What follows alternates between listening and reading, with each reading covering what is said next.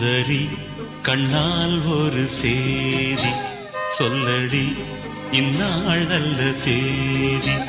என்னையே தந்தேன் உனக்காக, ஜன்மமே கொண்டேன் அதற்காக.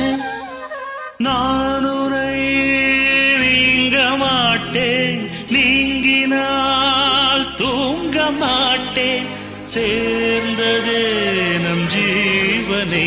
சுந்தரி கண்ணால் ஒரு சேதி சொல்லடி இந்நாள் நல்ல தேதி.